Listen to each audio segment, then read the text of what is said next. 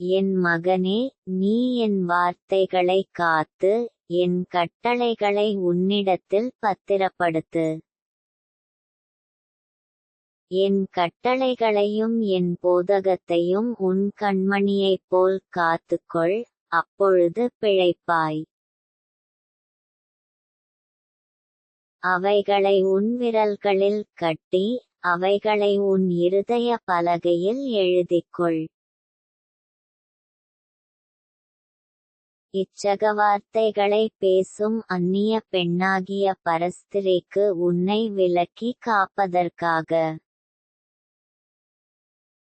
ஞானத்தை நோக்கி, நீ என் சகோதரி என்றும், புத்தியைப் பார்த்து, நீ என் இனத்தாள் என்றும் சொல்வாயாக. நான் என் வீட்டின் ஜன்னலருகே நின்று, பலகணி வழியாய் பார்த்தபோது, பேதையர்களாகிய வாலிபருக்குள்ளே ஒரு புத்தியீன வாலிபனைக் கண்டு அவனைக் கவனித்தேன்.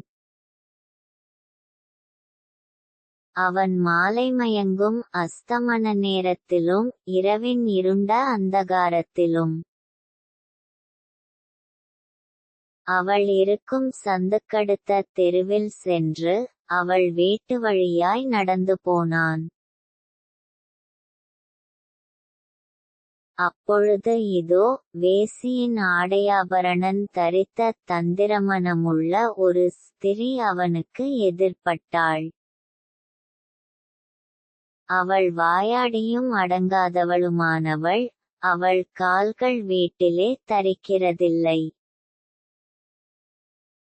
சிலவேளை வெளியிலிருப்பாள், சிலவேளை வீதியிலிருப்பாள், சந்துகள் தோறும் பதிவிருப்பாள். அவள் அவனை பிடித்து முத்தஞ்செய்து, முகம் நாணாமல் அவனைப் பார்த்து,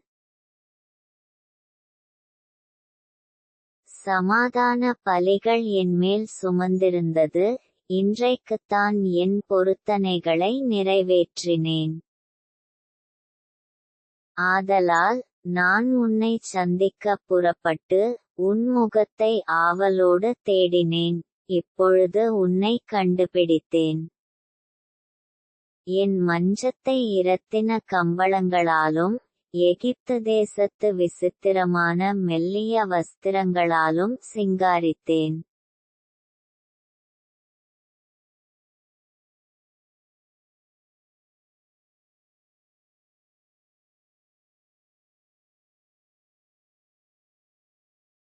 வா, விடியற்காலம் வரைக்கும் சம்போகமாயிருப்போம், இன்பங்களினால் பூரிப்போம். புருஷன் வீட்டிலே இல்லை, தூர பிரயாணம் போனான். பணப்பையை தன் கையிலே கொண்டு போனான், குறிக்கப்பட்ட நாளிலே வீட்டுக்கு வருவான் என்று சொல்லி. தன் மிகுதியான இனிய சொற்களால் அவனை வசப்படுத்தி, தன் உதடுகளின் மதுரவாக்கினால் அவனை இணங்க பண்ணினாள். உடனே அவன் அவள் பின்னே சென்றான், ஒரு மாடு அடிக்கப்படும்படி செல்வது போலும், ஒரு மூடன் விலங்கிடப்பட்டு தண்டனைக்கு போவது போலும்.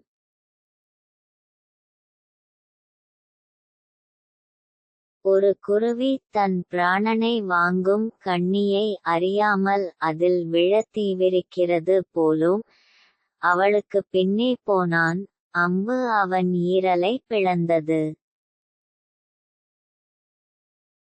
ஆதலால் பிள்ளைகளே, எனக்குச் செவிகொடுங்கள், என் வாயின் வார்த்தைகளைக் கவனியுங்கள். உன் இருதயம் அவள் வழியிலே சாய வேண்டாம், அவள் பாதையிலே மயங்கித் திரியாதே. அவள் அநேகரை காயப்படுத்தி, விழப்பண்ணினாள், பலவான்கள் அநேகரை கொலை செய்தாள். அவள் வீடு பாதாளத்துக்குப் போம் வழி, அது மரண அறைகளுக்கு கொண்டு போய்விடும்.